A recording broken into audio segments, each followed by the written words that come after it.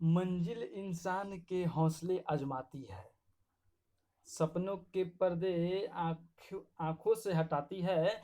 किसी भी बात से हिम्मत ना हारना मेरे दोस्तों, ठोकरे ही इंसान को चलना सिखाती है। फिर से हम आपके सामने हाजिर हैं।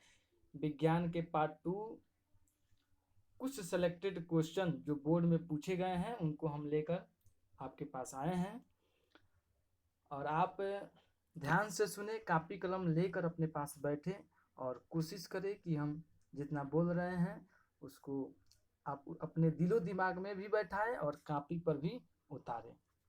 तो चलिए, पहला क्वेश्चन है कि वास्तविक प्रतिबिंब की प्रकृति कैसी होती है। वास्तविक प्रतिबिंब की प्रकृति कैसी होती है? तो वास्तविक प्रतिबिंब उल्टा बनता है, पहले भी हमने आपको बताया था, और आज भी जान लीजिए वास्तविक प्रतिबिंब कैसा बनता है, उल्टा। ऑप्शन नंबर बी इसका सही आंसर हो जाएगा। मैं आपको बता दूं कि प्रतिबिंब क्या है। प्रतिबिंब क्या है? तो जब किसी वस्तु से निकलती हुई किरण पुंज परावर्तन या अपवर्तन के बाद किसी दूसरे बिंदु पर मिले या मिलता हुआ प्रतीत हो, तो उस दूसरा बिंदु को पहले बिंदु का इमेज कहते हैं। क्या कहते हैं? पहले बिंदु का इमेज कहते हैं। इमेज दो प्रकार का होता है, रियल इमेज और वर्चुअल इमेज।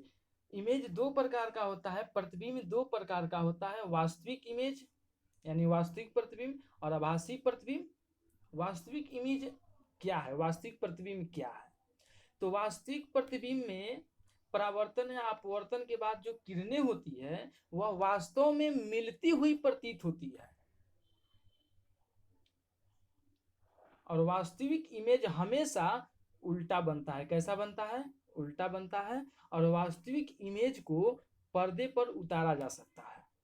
लेकिन हम बात करेंगे वर्चुअल इमेज की, तो जब प्रकाश की किरण किसी दूसरे बिंदु पर मिलता हुआ प्रतीत होता है, मिलता हुआ प्रतीत होता है, तो उसे वर्चुअल इमेज कहा जाता है। आभासी इमेज हमेशा कैसा बनेगा? सीधा बनता है। कैसा बनेगा? सीधा। और आभासी इमेज को हम पर्दे पर नहीं उतार सकते हैं। यहां से हमने इतना बातें जाना। अब यहीं पर एक और हम आपको बता दें समतल दर्पण के विषय में। तो समतल दर्पण द्वारा बना प्रतिबिंब, समतल दर्पण द्वारा बना प्रतिबिंब वस्तु के बराबर होता है। किसके बराबर? वस्तु के बराबर होता है। दूसरी बात, समतल दर्पण में हमेशा सीधा प्रतिबिंब बनता है। कैसा प्रतिबिंब बनता है? सीधा बनता है। और जब प्रतिबिंब में सीधा बनेगा तो कैसा इमेज बनेगा? आभासी, वर्चुअल इमेज में सीधा प्रतिबिंब बनता है, अर्थात समतल दर्पण में भी वर्चुअल इमेज बनता है, यानी आभासी प्रतिबिंब बनता है। और प्रतिबिंब दर्पण से उतना ही पीछे बनता है जितना वस्तु से दर्पण, जितना जो पिंड है प्रतिबिंब दर्पण से उतना ही पीछे बनेगा जितना दूर वस्तु दर्पण से रहता है। बउआ लो, यहाँ पर हमने आपको इतनी सारी बातें बताया। कुछ और हम बातें आपको बताना चाहते हैं कि यदि हम समतल दर्पण को थीटा कोण से घुमाएंगे तो वह 2 थीटा से घूम जाता है। ये तब बउआ खिलौना है। बताइए, एक क्वेश्चन से हमने आपको इतनी सारी जानकारियां दिया।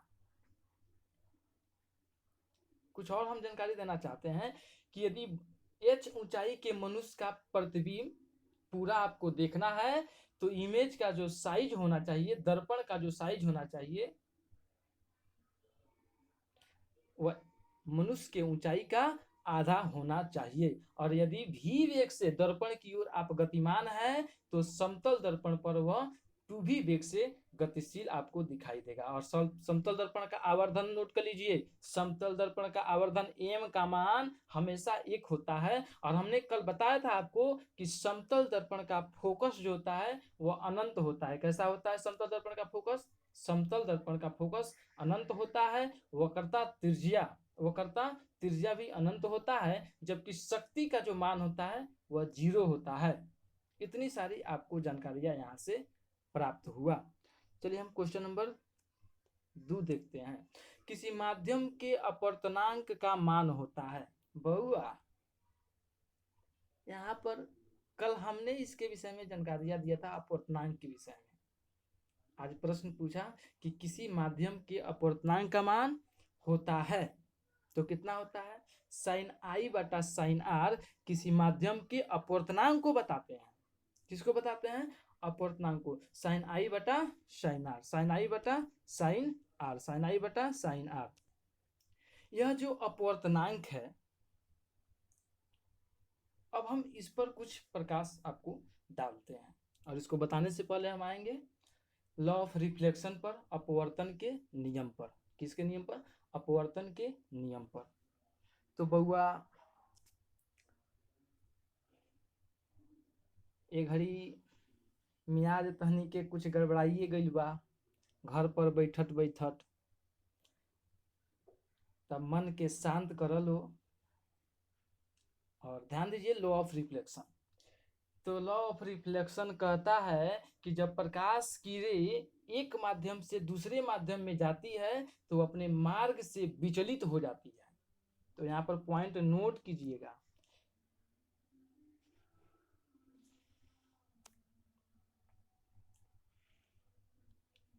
प्रकाश की किरण आई, मानते हैं यह वाला माध्यम जो है यह हवा है, और नीचे क्या है? वाटर है। नीचे क्या है? वाटर है। तो यहाँ से दो इमेज प्राप्त होगा। एक तो वह अविलंब से दूर चली जाएगी, इसको जाना चाहिए था ऐसे, लेकिन ऐसे दूर चली गई, और एक अविलंब की ओर मुड़ जाएगी। तो यहाँ पर लॉ ऑफ रिफ्लेक्शन, प्रकाश का अपवर्तन, दो माध्यम की घटना है। कितने माध्यम की घटना है? दो माध्यम की। एक विरल होगा तो एक सघन होगा, और एक सघन होगा तो एक विरल होगा।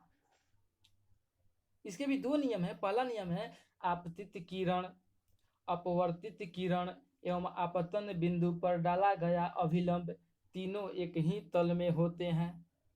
दूसरा नियम कहता है कि आपतन कोण का साइन जया, अपवर्तन कोण का साइन जया का जो अनुपात होता है किसी विशिष्ट तरंगदैर्ध्य की प्रकाश के लिए, किसी विशिष्ट तरंगदैर्ध्य की प्रकाश के लिए नियतांक होता है, जिसे स्नेल का नियम कहते हैं। और साइन आई बटा साइन आर, यही साइन आई बटा साइन आर बराबर होता है म्यू टू बटा म्यू वन के, म्यू टू बटा म्यू वन के, म्यू टू बटा म्यू वन के। साइन आई बटा साइन आर बराबर होता है म्यू टू बटा म्यू वन के, म्यू टू बटा म्यू वन के। तो यहाँ से यह जो म्यू टू बटा म्यू वन है, यदि इसमें हम एक को हवा मान लेते हैं तो म्यू बराबर हो जाएगा निर्वात में प्रकाश की चाल, अर्थात अपवर्तनांक बराबर हो जाएगा, अपवर्तनांक बराबर हो जाएगा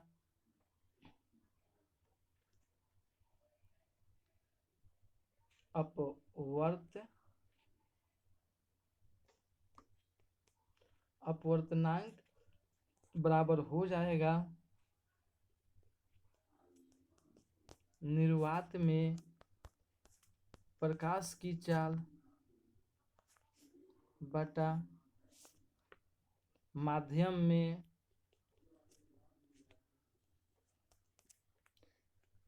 प्रकाश की चाल, माध्यम में प्रकाश की चाल। तो अपवर्तनांक बराबर हो जाएगा निर्वात में प्रकाश का वेग बटा माध्यम में प्रकाश का वेग। इतनी सारी यहाँ से हम लोगों ने जानकारियां इकट्ठा किया।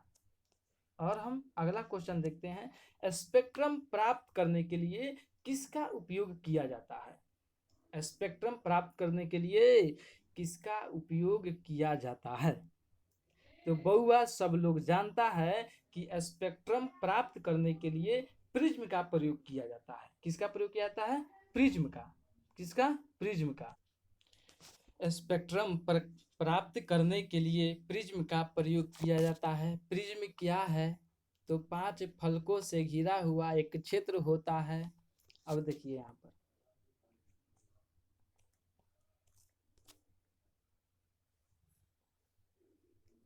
यह हमारा प्रिज्म हो गया।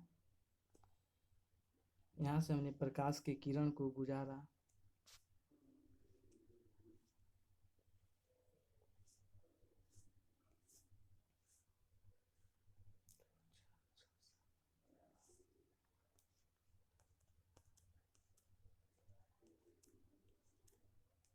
ठीक, तो यहाँ पर जब हम किसी प्रिज्म से प्रकाश की किरण को गुजारते हैं, तो यह किरण अपवर्तन के पश्चात, किसके पश्चात? अपवर्तन के पश्चात प्रिज्म के आधार की ओर मुड़ जाती है। प्रिज्म के आधार की ओर मुड़कर अपने अलग अलग रंगों में बंट जाती है। तो इस घटना को वर्ण विक्षेपण कहते हैं। क्योंकि यहाँ पर वर्ण प्राप्त हुआ, वर्णों को हमने विक्षेपित कर दिया प्रिज्म के माध्यम से, तो हमने इसे क्या कहेंगे? वर्ण विक्षेपण कहते हैं। और इस प्रकार से प्राप्त रंग के समूह को हम वर्णक्रम कहते हैं। और यह घटना जिस पट्टा पर प्राप्त हुआ, यह जो ए बी पट्टा दिख रहा है, ए और यह बी, इसको हम क्या कहेंगे? तो यह भी प्रश्न में पूछता है। इसको हम वर्णपट कहते हैं। क्या कहते हैं? वर्णपट। और इसको जो 7 रे हैं, इसको हमने नाम दिया बैजानिहा पिनाला। बैजानिहा पिनाला, नीचे से लिखाएगा बैजानिहा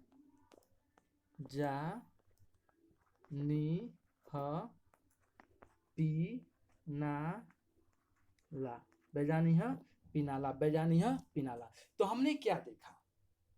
सबसे कम विचलन लाल रंग का, सबसे कम विचलन लाल रंग का, और सबसे ज्यादा विचलन, सबसे नीचे है बैगनी, बैगनी रंग का। सबसे ज्यादा विचलन बैगनी रंग का यहाँ पर होता है। यही कारण है कि जिसका जितना ही कम विचलन होगा, उसका तरंगदैर्ध्य उतना ही अधिक होगा।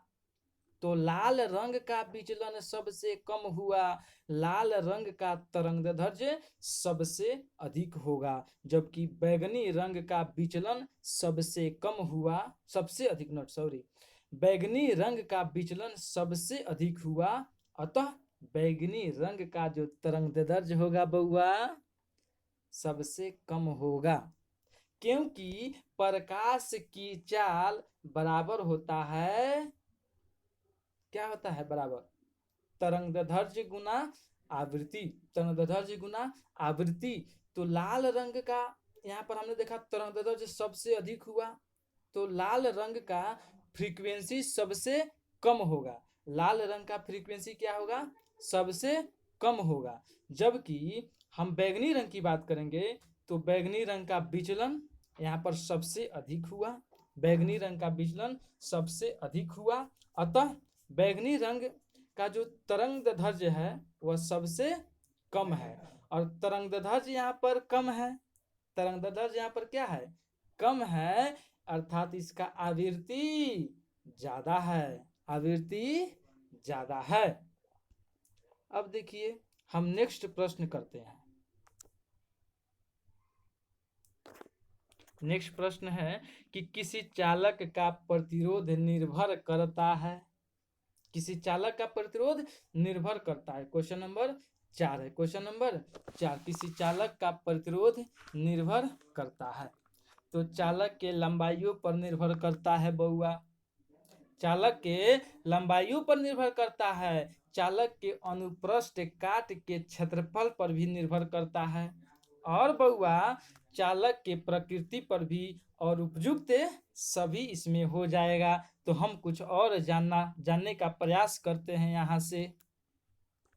बउआ हमने आपसे कहा था ना कि किसी चालक का प्रतिरोध क्या चीज पर निर्भर करता है, तो हमने तो ऑप्शन को बताइए दिया, उपयुक्त सभी होगा। यहाँ पर मैं आपको कुछ और बताना चाहता हूँ।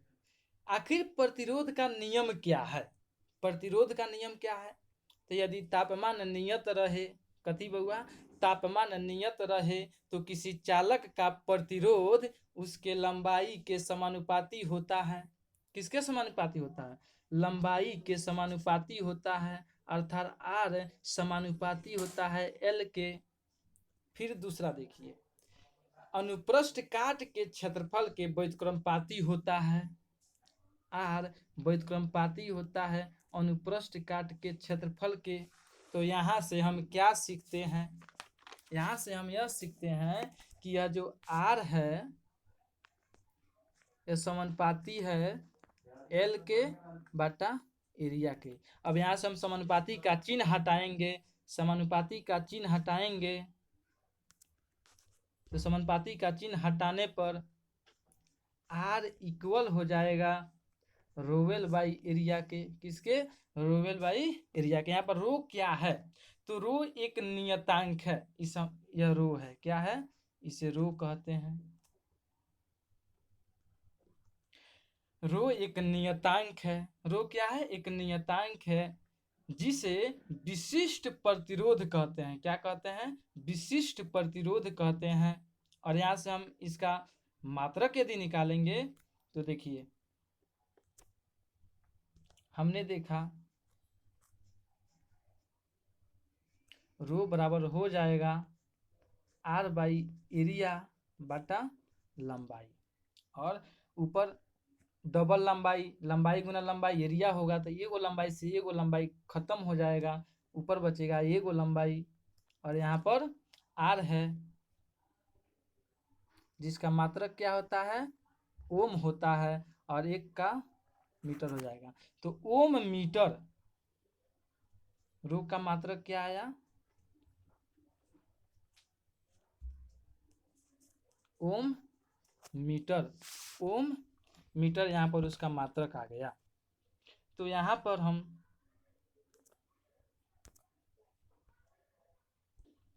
अब हम अगला क्वेश्चन देखते हैं।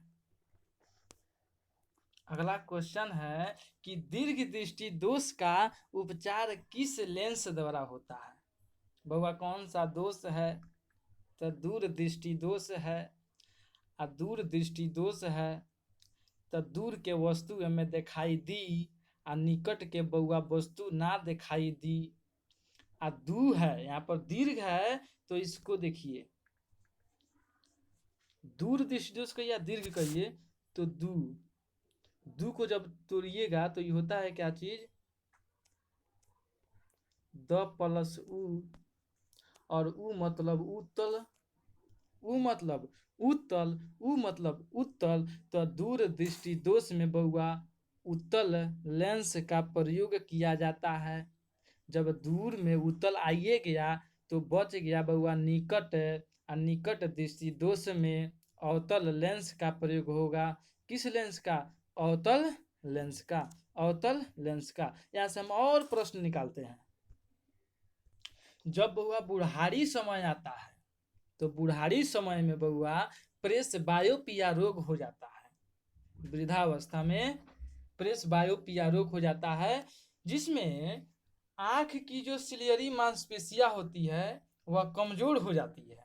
आंख की सिलियरी मांसपेशियां कमजोर हो जाती है, और वैसे स्थिति में ना तो दूर के वस्तु दिखाई देता है और ना ही करीब के वस्तु दिखाई देता है। तो इसको दूर करने के लिए हम बाइफोकल लेंस का उपयोग करते हैं। किस लेंस का? बाइफोकल लेंस का उपयोग हम करते हैं। तो अब हम अगला क्वेश्चन देखते हैं। अगला क्वेश्चन है कि विद्युत चुंबक बनाने के लिए हम किसका उपयोग करते हैं? कल का ही यह क्वेश्चन रिपीट हो गया है।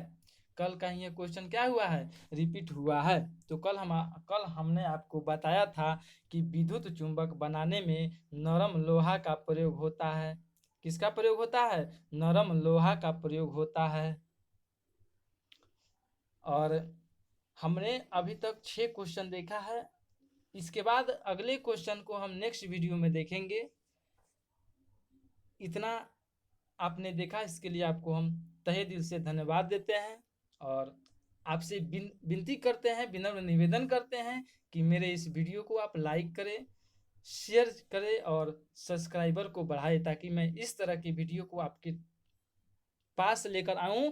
मैं फिर आपसे गुजारिश करता हूं कि मेरे वीडियो को आप लाइक करें और शेयर जरूर करें। प्लीज़ प्लीज़ प्लीज़ शेयर जरूर करें।